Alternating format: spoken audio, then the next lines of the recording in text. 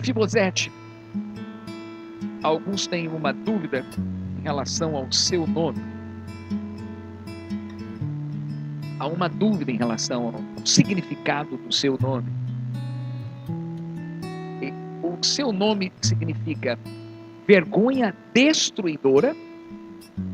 Diga comigo, vergonha destruidora. Imagina alguém que o nome dele é vergonha destruidora, que veio de um trauma. Alguns teólogos, justificando com a língua antiga, o hebreu antigo, o hebraico, dizem que não podia o nome ser vergonha destruidora, e talvez o nome dele corretamente seria destruidor de vergonha. Na verdade, ele viveu uma vergonha e realmente foi uma vergonha destruidora. Mas fato é que a história dele termina aqui, ou tem um foco aqui, que realmente destrói a vergonha que ele tinha sofrido. Mefibosete era rei, ou era neto do rei. Fica comigo, neto do rei. Na verdade, ele estava na linha sucessora. Ele era o segundo na linhagem, porque o primeiro na linhagem era o pai dele. O pai dele era Jonatas, era o primogênito do rei Saul. E o pai dele seria o rei. Depois do pai dele, o rei seria Mefibosete. Seria ele. Seria o que eu quero te falar, o personagem bíblico que eu quero te falar hoje. Então ele nasceu com toda perspectiva, um futuro que era visualizado pela frente, ser rei. Ele foi criado no palácio, ele entrava na sala do trono onde estava o avô dele, ele era o neto primogênito, ele era o filho primogênito, ele estava na linha sucessora, todo mundo tratava ele muito bem, dizia ele é o próximo rei, depois do pai dele é ele, e tratavam ele tinha tudo do melhor, diga comigo, do bom e do melhor. As pessoas olhavam para ele e diziam, ali está o príncipe, Mefibosete, é o futuro rei de Israel. Todo mundo abria caminho para ele, todo mundo prestava honras e homenagem a ele. E ele entrava e saía do palácio, ele brincava no palácio. E aonde ele fosse, a escola, na rua, montado no cavalo, acompanhando o pai, uma perspectiva de futuro. Era o da linha sucessória, cheio de esperança. Mas houve um dia que algo trágico ocorrera. O avô dele estava na guerra, o pai dele estava na guerra. O avô dele tinha saído da presença do Senhor, tinha saído da presença de Deus, tinha perdido a unção. Olha só, talvez o que o avô faz reflete na vida dos netos. Olha a responsabilidade. É verdade? E lá na guerra, o avô dele morre. O pai dele também morre. A fama de Davi já estava percorrendo toda a nação de Israel. Davi estava fugido, porque o Saul queria matar Davi por uma inveja diabólica. Escuta. Então, quando o rei Saul morre, Jonatas, o príncipe, morre, a notícia chega no palácio que o rei morrera, que Jonatas morrera, e agora uma babá. Era a tradição dos reinos. Quando morre o rei, quando alguém vai tomar o reino, não foi o caso, Davi não tomou, mas tinha medo, quem é que vai reinar? Vinha e matava todos os descendentes. para não ter obstrução nenhuma, para não ter obstáculo, para não ter alguém que depois reivindicasse o reino. E então ela tem medo que todos da família real vai morrer. Então ela pega o herdeiro, o sucessor, e ela vai fugir com ele. Ela corre, eu não sei, talvez ela já tivesse montada num cavalo, mas às pressas. Ele tem apenas 5 anos de idade. 5 anos, uma criança. Ela não sabe nada que estava acontecendo. Ela brinca no palácio. As pessoas têm uma perspectiva a respeito dessa criança, mas ela é inocente, ela não sabe de nada. Ela nem sabe o que é guerra, talvez. Eu tenho uma filha de 5 anos. Ela não sabe o que é guerra. A gente vê guerra na televisão. Escuta. A babá vai fugir e a criança cai. Eu acredito, a Bíblia diz que caiu do colo dela. Mas para cair do colo e quebrar os 2 pés, uma criança de 5 anos, eu creio que ela caiu do lugar mais alto. Há uma especulação que provavelmente ela já estava montada num cavalo, então ela caiu, ele caiu do colo dela que estava montado no cavalo. E ele quebrou ambos os pés, quebrou os 2 pés. E ela foge com ele. Para onde ela foge? Ela foge para Lodebar. E lá ele fica na casa de um tal de Maquir, em Lodebar. Que Lodebar também traz um significado. Só imagina aquele tempo. 1000 anos antes de Jesus. Imagina os ortopedistas. Imagina a ortopedia daquele tempo. Talvez amarrasse um pedaço de bambu. Eu, em 78, eu quebrei um braço. O meu avô amarrou um pedaço de bambu ali, falou, Elza, falou para minha mãe, não precisa levar para o hospital. O hospital estava a 30 quilômetros. E estava, essa estrada não podia passar carro, e talvez para me levar tinha que ir de cavalo. E o meu avô amarrou um pedaço de bambu. E graças a Deus eu não fiquei com problema no braço. Eu estava numa janela da escola, minha tia dava aula no Mobral à noite, a gente ia passear. O passeio lá na fazenda era ir na escola à noite ver o pessoal que estava estudando. Aí eu sentei na janela, o vento bateu na janela, me derrubou. Eu tinha 7 anos, aí quebrou o braço. Imagina Jonathan com os pés. Os pés é muito difícil. A criança é levada, ela quer levantar, ela quer sair andando. Eu sei que a Bíblia diz que ele ficou aleijado de ambos os pés, ficou coxo, o pé dele não endireitou mais. Agora, onde ele estava? Ele viveu 20 anos. Ele cresceu, imagina, repentinamente, ele sai do palácio para Lodebar. Sabe onde é Lodebar? Lodebar significa lugar de silêncio. Diga comigo, lugar de silêncio. Lodebar estavam lá os endividados, fugitivos. Lodebar era uma terra longínqua, deserto. E ficavam lá quem tinha culpa, quem tinha dívida, quem não podia pagar, quem estava sendo perseguido. Então ia para lá e como se lá ninguém fosse buscar, porque lá era terra de como se fossem miseráveis.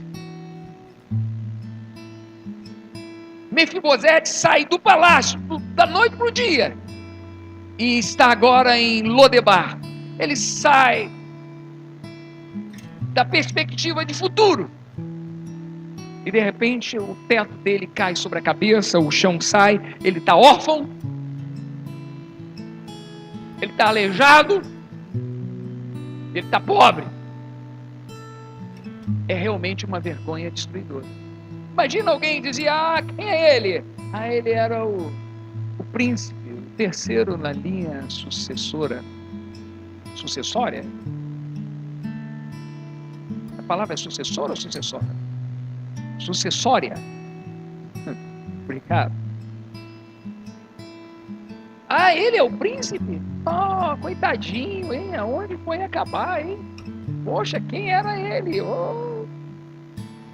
Ele está no lugar de silêncio, no lugar de rejeição, no lugar de deserto. Às vezes nós passamos por coisas similares. Talvez você já esteve no palácio. Talvez você já andou no melhor carro. Talvez você já morou na melhor casa. Talvez você já teve o colo do avô, o colo do pai, do príncipe. Você era príncipe. Todo mundo olhava para você com uma perspectiva de ser alguém, de estudar, de se formar, de ser o dono da empresa, de ser a empresa que arrebente, de ser a pessoa. Tudo estava indo bem, tudo parecia dar certo. Não tinha como nada dar errado, mas de repente as coisas começaram a dar errado, vieram notícias ruins. Diga comigo, notícias ruins. De repente no palácio chegou uma notícia ruim, o avô morreu, o pai morreu, e agora? Agora é fugir. Quantas pessoas estão fugitivas de culpas? Ele foge, mas a culpa acompanha. Então ele vai para Lodebar, porque ele está fugindo da culpa do adultério, da culpa de ter feito mal, da culpa de ter errado. Culpa e culpa. Talvez está fugindo porque os negócios não deram certo. Você confiou em fornecedores, confiou em clientes que prometeram, tinha tudo para dar certo. Mas você quebrou, ficou com o nome sujo, sua empresa faliu. De repente, do palácio, você caiu em Lodebar, terra de silêncio, terra de vergonha, terra de humilhação, e você está lá escondido. Diga comigo, escondido. Na verdade, Mefibosete estava lá escondido, porque lá era um lugar que ninguém ia procurar. Ele diz: quem sou eu para que o rei use de beneficência comigo? Porque sou um cão morto, não passo de um cão morto. Sabe, gente que se considera um cão morto, ele está lá no lugar de cão morto, porque ninguém vai mexer com ele lá. Ele é um cão morto. Sabe o que é a figura, o cão morto? O morto é um zero à esquerda. É nada, é um cão morto, é um cão que não vai fazer mal a ninguém, não vai morder ninguém, não vai defender nada, não vai proteger quintal algum. É um cão morto, inútil. Quantas pessoas se sentem inúteis já? Estão no lugar de silêncio, acham que está tudo acabado, que o que tinha de acontecer já aconteceu e que ele está fadado a morrer em Lodebar. Quantas pessoas eu já conversei? E elas estavam no lugar do silêncio, porque às vezes na vergonha é melhor ficar em silêncio. Num âmbito de vergonha, num lugar de vergonha, às vezes é melhor ficar em Lodebar mesmo, ficar em silêncio, você se esconde. Ele estava escondido, porque na verdade tinha medo de ser achado, de ser morto, de ser perseguido.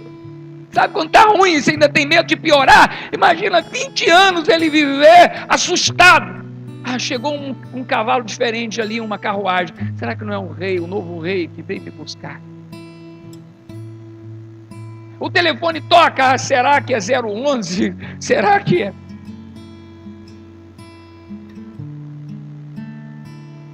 Será que é cobrança do banco?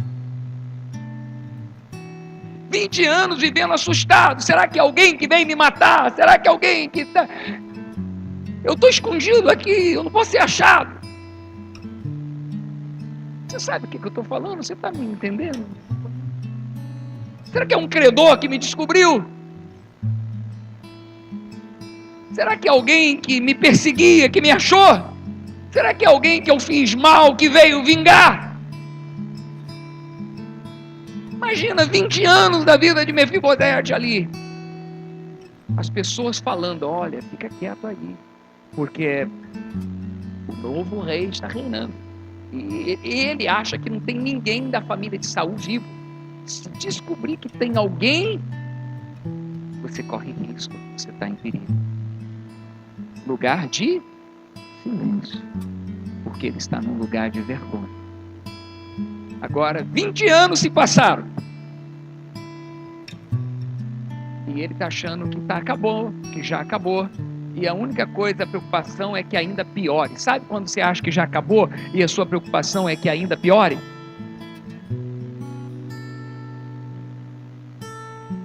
assim era ele. Ele achava que ele já era um cão morto, mas ainda preocupava que podia piorar, que é a própria vida, é ele ser morto. É um instinto de sobrevivência que a gente tem. Mas 20 anos depois que Davi reina, Davi, quando começou a reinar, fez muitas guerras com os reinos vizinhos que tentavam tomar território de Israel, e ele expandiu o território de Israel, porque a Bíblia diz que Deus abençoava ele, e ele saía às guerras e voltava vencedor. Então ele teve 20 anos de muitos conflitos, e depois de 20 anos que o reino parece ter paz, ele se lembrou que Jonatas, filho de Saul, era amigo dele, que ele tinha feito uma aliança com Jonatas. Talvez domingo que vem eu prego sobre Jonatas e tal. Ele se lembrou que Jonatas fez aliança com ele. Era uma aliança que se alguém morresse, o outro cuidava da família. Então Davi chama Ziba. Ele descobre que tem um servo da casa de Saul chamado Ziba, que vive nas redondezas. Ele chama Ziba, ele vai fazer uma conferência com Ziba, ele vai fazer um confere. Ele vai dizer: Ziba, você sabe se porventura ainda existe alguém da casa de Saul para que eu use com ele de beneficência de Deus? Diga comigo: beneficência de Deus, é bondade de Deus. Diga comigo: bondade de Deus. Davi não diz para que eu use com ele de bondade minha, não, ele diz para que eu use com ele de beneficência, de bondade de Deus. Então Ziba olhou assim e disse: olha, rei, imagina o conflito de Ziba. Será que eu falo? Será que eu não falo? Será que não é uma cilada? Será que não é uma armadilha? Aí Ziba fala assim: olha, existe um filho de Jonatas. Era o que Davi precisava ouvir. Davi, se fosse um sobrinho de Jonatas, se fosse um primo de Jonatas, Davi já ia usar de beneficência, que Davi queria abençoar alguém da família, se existisse alguém. Mas ele disse: há ainda um filho de Jonatas. Filho de Jonatas. Era o amigo. Ele está em Lodebar, sabe, na terra de fugitivos, na terra dos culpados, na terra do silêncio, na terra dos envergonhados. Ele está lá em Lodebar, mas escuta, ele é aleijado de ambos os pés. O Ziba, eu acredito que Ziba quis depreciar, ele quis tirar o valor, diminuir o Mefibosete. Ele quer dizer que ele estava num lugar de vergonha. Ele é aleijado de ambos os pés. Ele não representa perigo. Ele está lá em Lodebar. Ele está longe daqui. Ele está num lugar de silêncio. Ele está num lugar de vergonha. E ele ainda está aleijado de ambos os pés. Então o rei, a Bíblia diz, mandou carruagem e o mandou tomar de lá. Foram lá, imagina a carruagem chegando lá em Lodebar. Viajaram quilômetros. Chega a carruagem real. Onde é a casa de Maquir aqui? E aponta a casa de Maquir. Olha, lá do palácio. É do rei. São oficiais do palácio. E o que eles querem? Eles querem Mefibosete. Imagina, Mefibosete tremeu na hora. A Bíblia diz que ele teve medo, ele temeu. Às vezes Deus vai dar notícia boa a gente fica com medo ainda, não é? É o ditado, né? Quando a esmola a esmola é grande, o santo escondia. Isso não é nada doutrinário, tá, gente? Escuta. Mefibosete está com medo. E alguém disse: olha, o rei mandou buscar Mefibosete. Ele vai como... Ele não tem escolha. Porque se ele fosse escolher, ele não iria. Tem bênção que Deus não dá escolha, gente. Senão a gente não escolhe. Foi uma... Eles o levaram. Tem até uma palavra aí que virou, estava comum nos jornais, né? Aquele, como é que é?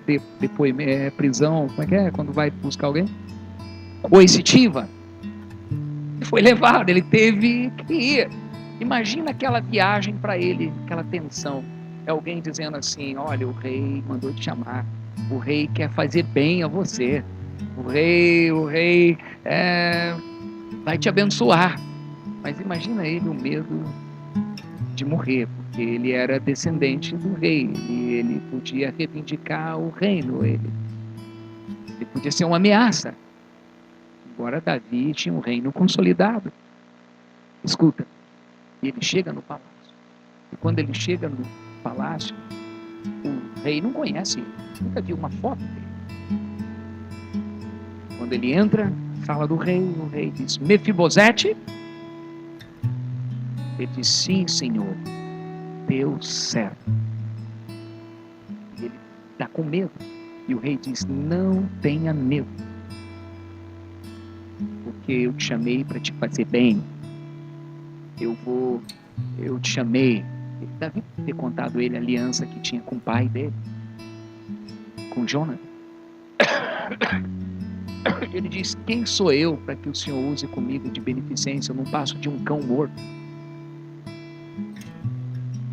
E o rei disse: tudo que era do seu avô, tudo que era do seu pai, as terras, as casas, o gado, tudo vai restituir a você. Você está lá em Lodebá, mas você vai vir para Jerusalém agora. E tudo que era do seu pai, do seu avô, da sua família, vai ser restituído a você. E os seus servos vão administrar, e vão cuidar, e vão voltar a ser seus servos. E tem outra coisa: mas você, eu quero como um dos meus filhos, comendo a minha mesa. Olha aqui também.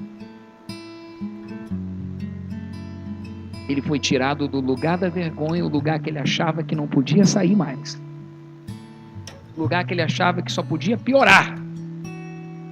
Ele volta para Jerusalém, restituído a ele, está no palácio. Ele vai comer a mesa do rei, ele vai voltar ao lugar de honra. E vai ter restituição. Ouça, a minha mensagem hoje é objetiva. Eu quero ser direto com você. Eu não sei se você viveu tempos áureos, perspectiva tremendas, mas que de repente a casa desabou. Eu não sei se você foi parar em Lodebá, lugar de vergonha e de dor, lugar de vergonha destruidora, uma vergonha que destruiu você por dentro.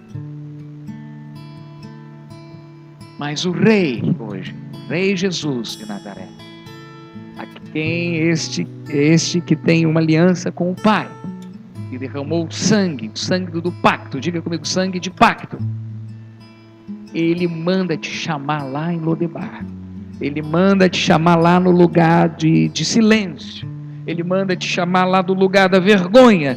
Ele manda te trazer para o palácio e restitui tudo que você perde, tudo que você perdeu. Vem um tempo de restituição. Se você crê, receba, porque eu venho como profeta de Deus. Deus é poderoso para trazer restituição de tudo que você perdeu. E do lugar de vergonha, Ele volta com você para o lugar de honra. Talvez você saiu fugido, talvez você saiu demitido, talvez você saiu por justa causa, talvez você saiu cheio de perseguição, cheio de coisas ruins que os outros fizeram e falaram de você. Talvez você viveu sob ameaças, talvez você achou que dali só piorando, porque não tinha perspectiva de melhorar. Mas Deus quebra esse ciclo de vergonha e diz que vai destruir a vergonha. O nome de Mefibosete, que alguém diz que foi vergonha destruidora, destruiu personalidade, destruiu autoestima, destruiu sonhos, destruiu a alegria, destruiu a paz. Mas o nome dele também pode significar o destruidor de vergonhas. Na verdade, o destruidor de vergonha se manifesta na nossa vida. Jesus é o destruidor de vergonha. Ele tira aquele que estava em vergonha e ele dá dupla honra. Diga comigo, dupla honra. Ele restitui. Tudo que você perdeu pode ser restituído. Deus pode restituir. Sua saúde Ele pode restituir. Sua paz Ele restitui. Sua empresa que quebrou Ele pode restituir. Sua vida escolar, seu curso que você não pôde terminar, Ele pode restituir, você voltar lá e terminar. Amém ou não amém? Sua família que foi destruída, Ele pode te restituir. A Bíblia diz que Ele faz que a solitária vive em família e que a estéril seja mãe de 7 filhos. Ele quebra a vergonha, Ele traz honra. Ele quebra o ciclo do que foi roubado a você e Ele restitui. Ele tira você do pó, Ele te coloca no palácio. Seu nome, ao invés de ser vergonha destruidora, vai ser destruidor de vergonha.